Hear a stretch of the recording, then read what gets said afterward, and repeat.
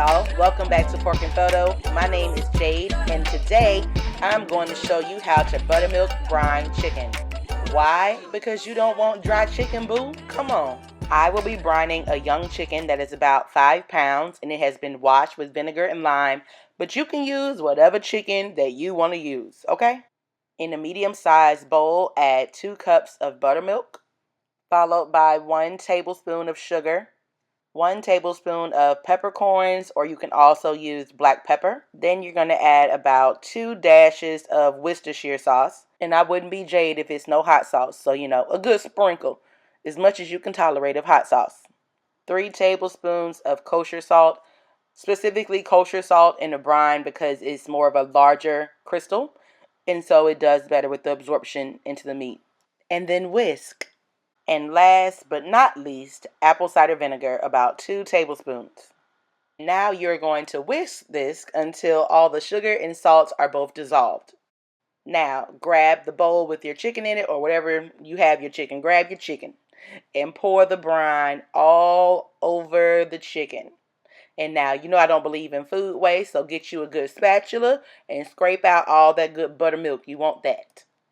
To finish off this brine, add about 4 to 6 cloves of smashed garlic. So, sit the clove down, hit it real good with a knife.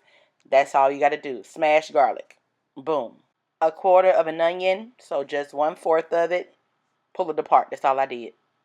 Now we're about to get into these good herbs. Add about 3 to 4 sprigs of thyme, or use dried thyme if you have it. Then 2 sprigs of rosemary, the same as before. Use dried. And 2 bay leaves. And last but certainly not least, 1 lemon. And I just sliced up this lemon. Just cut it up how you cut it up. Slices work great. Or however you cut it work even better. Okay, boo? Now that all of your brining ingredients are together and in the bowl and in a happy little family, I like to get a spatula, specifically a rubber spatula. Don't use no metal spatula, y'all.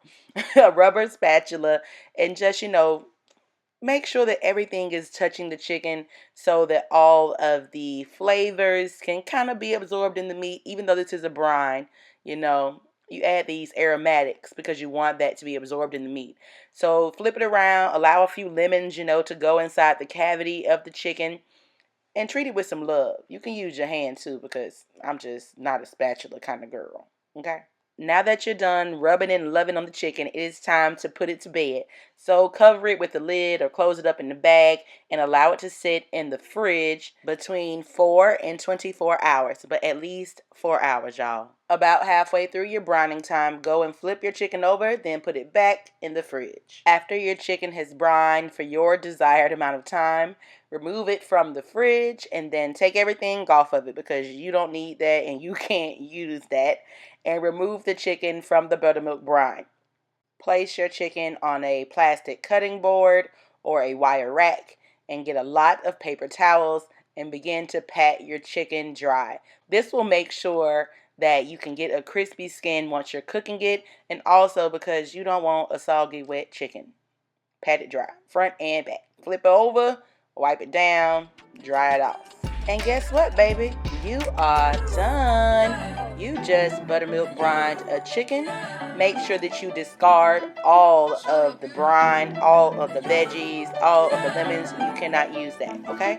And that's it. If you want a delicious chicken recipe, you already know it's on my YouTube channel. Make sure that you subscribe. Thank you for being here. And make sure that if you don't do anything else, you eat good.